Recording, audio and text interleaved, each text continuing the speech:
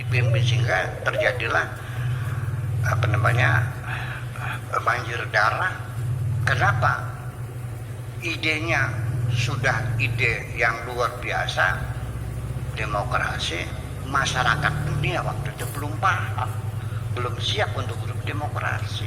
Buktinya mana? Kembali kepada kerajaan. Nah, itulah makanya. Jadi ini yang perlu kita sadari bahwa jadi persoalannya adalah zaman Khulafaur Rasyidin itu pertama kali eksperimen tentang hidup berdemokrasi, itu berpengalaman sekali itu, maka harganya mahal sekali. Rata-rata matinya terbunuh semua. Abu Bakar mati diracun, Umar mati ditusuk, Utsman mati dibacok, Ali mati digebukin, istri mati digencet, anaknya mati dipenggal kepalanya dan sebagainya. Nah, kemudian kita bicara tentang Khawarij. Kita singkat saja karena waktunya 30 menit ya. Jadi singkat saja, ini kita ingin mempelajari tentang beberapa dasar-dasar pemikiran Mu'tazilah. Jadi Mu'tazilah itu sendiri juga akhirnya terpecah menjadi firqah-firqah, menjadi berbagai macam aliran. Karena terjadi juga pertengkaran pendapat di antara mereka. Yang satu adalah Al-Azhariyah. Mu'tazilah, aliran Azhariyah. Mereka itu adalah pengikutnya Nafi' bin Al-Azhar. Ya. Kemudian Azhariyah ini beberapa mabadinya, prinsip-prinsip pemikirannya itu ditandai dengan satu, bahwa annahum la yarawna mukhalifihim ghaira mu'minin faqat. Jadi mereka tidak melihat orang yang berbeda pandangan dengan Mu'tazilah bukan hanya tidak beriman saja, bal yarawna annahum musyrikun. Jadi kalau non Khawarij bukan kelompoknya, itu musyrikun, ya, mukhalladuna finnar, dihukum abadi di dalam neraka. Wa yahillu qitaluhum wa qatluhum, boleh diperangi dan boleh dibunuh, habisin aja. Itu satu. Yang kedua, bahwa kampung halaman atau kota tempat tinggal orang-orang yang bertentangan, berlawanan dengan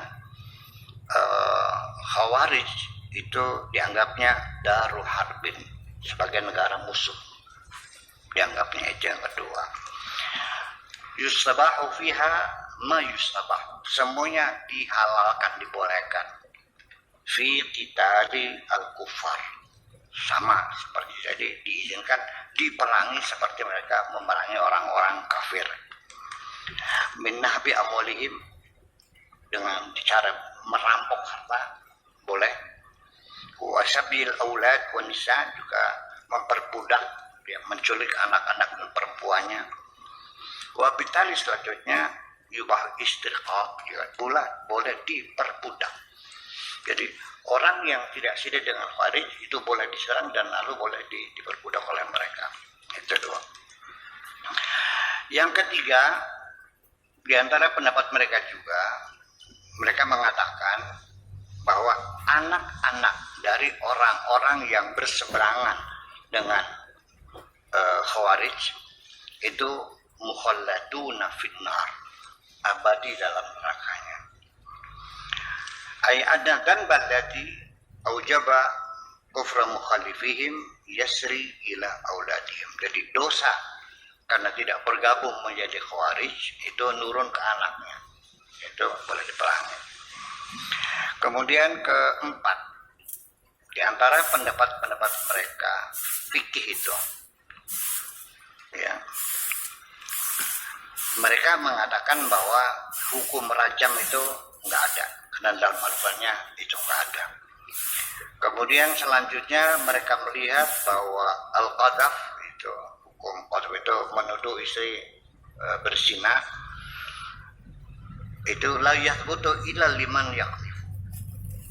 Muhsanah hanya terjadi pada muhsanah, perempuan yang berzina. Tetapi lelaki tidak berzina, tidak bisa diqadzaf atau tidak bisa dituduh berzina. Karena ayatnya adalah walladzina yarmunal muhsanat tsumma lam ya'tu bi arba'ati syuhada fajriduhum 80 jaldah wa la taqbalu lahum syahadatan abada wa ulaika humul fasiqun. Jadi laki-laki perempuan enggak ada.